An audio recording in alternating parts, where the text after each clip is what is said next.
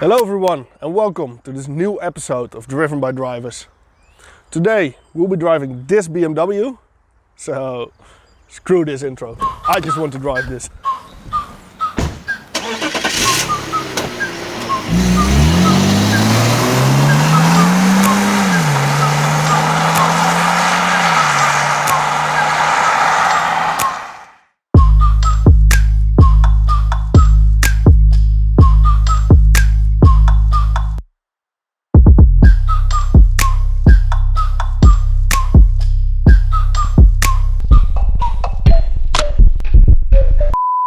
Ja, we hebben een YouTube kanaal met z'n tweeën en ja, we doen autoreviews zeg maar. Dan pak je een oude 5.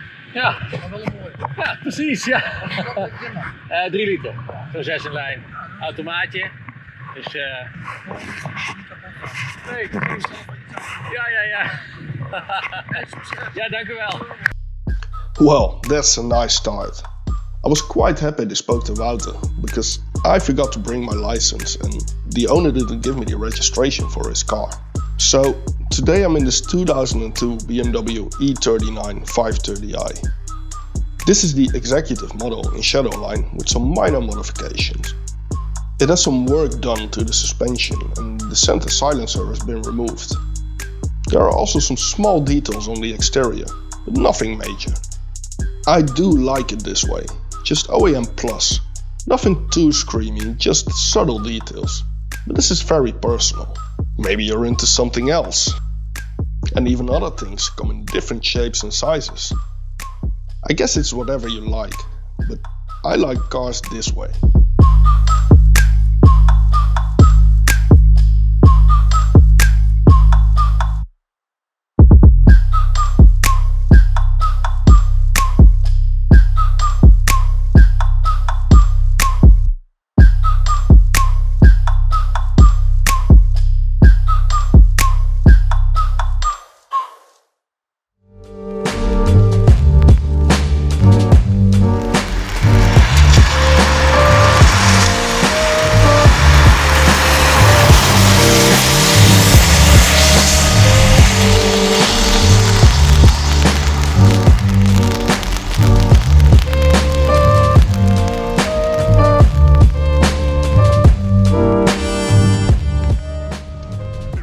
This BMW has a 5-speed auto with a traditional torque converter. And I don't know how I do this, but somehow I get to drive all the cars with the notorious gearboxes. This gearbox has a full auto, sport and manual mode.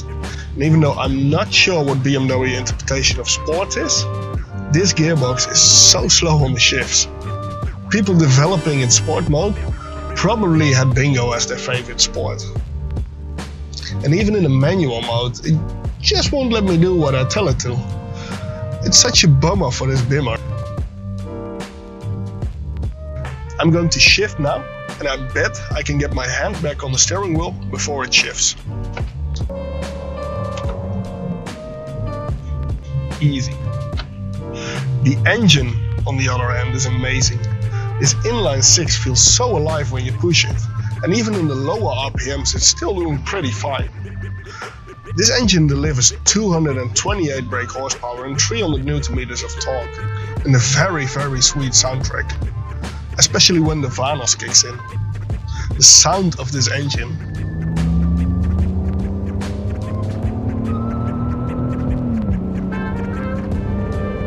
is just amazing. But what's even more amazing is the suspension. Now the stock E39 is already doing pretty great, but this one feels even better. When the owner told me he lowered the car for 30mm, he fitted 235/40 tires on his 18-inch wheels.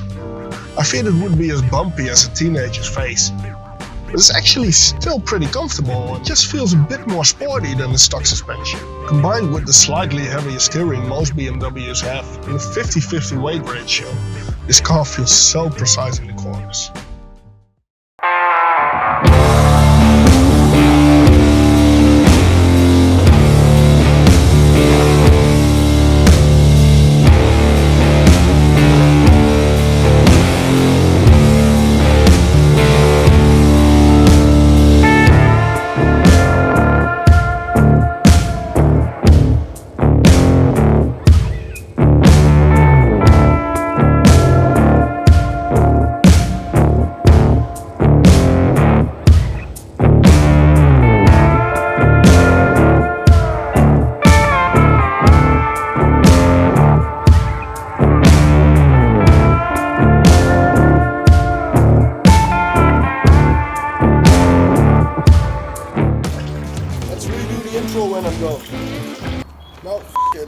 drive.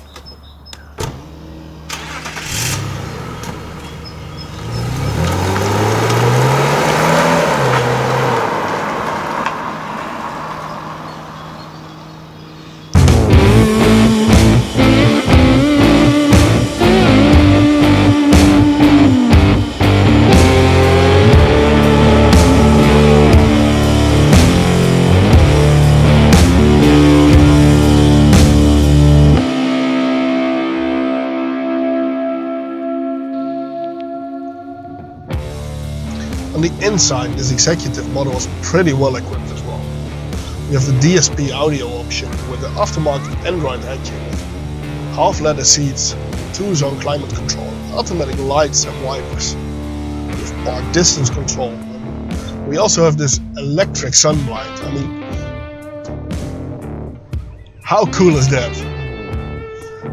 We have a pretty cool steering wheel with cruise control and radio buttons. There's also some other feature, but it just brings up a random warning light on the dash.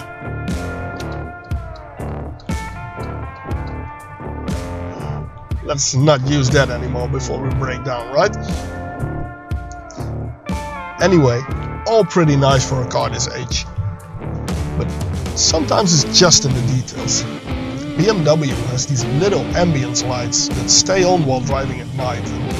They just give a nice and calm amber glow when driving. It just makes me feel at home in this car, and I know it's a standard feature, but it's one of my personal favorite things about the E39.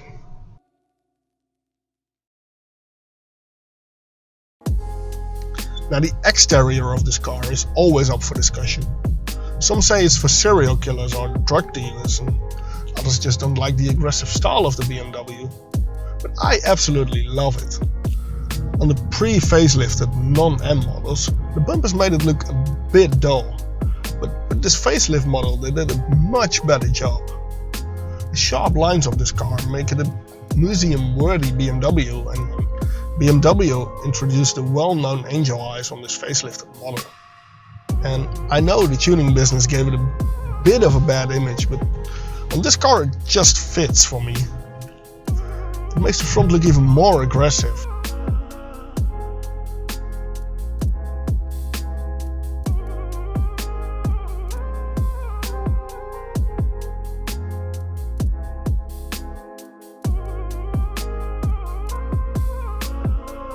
Now, there are claims all over the internet saying the BMW E39 is the best BMW ever made. There are even people saying it's the best car ever made. And I do get why they say it. Even though this is not the M5, driving this car was so much fun. You just don't want to stop driving a magnificent machine like this. And when you eventually stop driving, you just can't wait for the next ride. If you take this car to a party, you wait for the party to end, just so you can start driving again.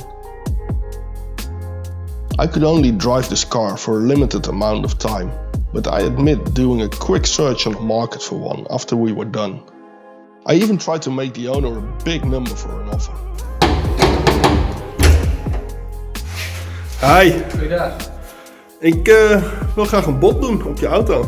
Hoeveel? Echt een erg groot nummer. 4. Yeah, he didn't take that, but at least I tried. Maybe someday in the future. And even though this was supposed to be the end of this episode, I think the next clip says enough. Now, as I said before, this is a car you really don't want to stop driving. So after today's filming, I took a nice shower because that's what I really needed after today's typical Dutch weather. But instead of calling the owner and telling him to pick up his car, I asked him if I can please bring it back to him because I just didn't want to stop driving it. And luckily for me, he said it was okay. So yeah, I do have another hour to drive in this thing and I just don't mind it. This is a car you don't want to stop driving, and even after today's filming, I just don't want to stop. So if you liked it as much as I did, Please like this video, and if you want to see more in the future, subscribe to our channel, and I hope to see you next time.